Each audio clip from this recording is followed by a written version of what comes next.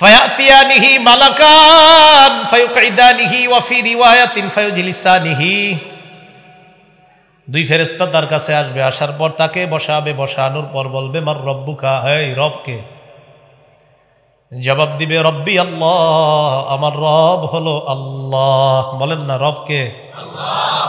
মুহাম্মদের সাথে বলেন আল্লাহ। আরেকটু সুন্দরভাবে বলেন আল্লাহ। এরকম শব্দ আছে আর?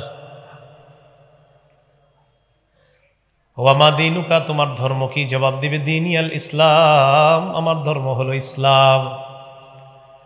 ওমান হাদার রাজুলুল্লাযী বুইসা ফীকুম, এই মানুষটাকে, যেই মানুষটা তোমাদের মাঝে নবী হিসাবে প্রেরণ করা হয়েছে, চিনুনি? তিনি জবাব দিবে হাদা মুহাম্মাদুন সাল্লাল্লাহু আলাইহি ওয়াসাল্লাম, তিনি হলেন মুহাম্মদ সাল্লাল্লাহু আলাইহি ওয়াসাল্লাম। এই কথা বলার পর আল্লাহ বলবে, এই প্রশ্ন করার দরকার নাই। আন সাদাকা আব্দি, আমি সত্যায়ন করলাম, আমার বান্দা যা বলছে সত্যি কথা, সত্যি কথা। বলেন আমরা হেরে কি পরায়া কবরে রাখছি? বলেন কি পরায়া? নাকি পাঞ্জাবি কাফনের কাপড়?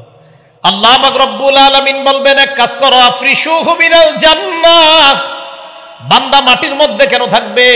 কবরের মধ্যে জান্নাতের বিছানা বিছায়া দাও। ওয়ালবিসুহু মিনাল জান্নাহ, মানুষ কি একটা কাপড় দিয়ে দিছে, জান্নাতের পোশাক পরায়া দাও।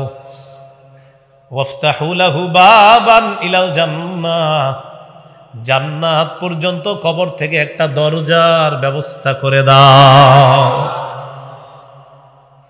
অন্নবর্ণনা আসছে, নাজ নিয়ামত গুলা দেখবে, দেখার পর হঠাৎ দেখবে হুররা নাচানাচি করে,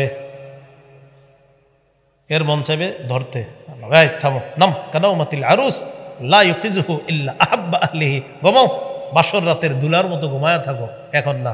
তোমাকে তোমার প্রিয়তমা যেমন জাগ্রত করেছিল, এখানে তোমার প্রিয়তমা নাই, আমি আল্লাহ তোমাকে জাগ্রত করব।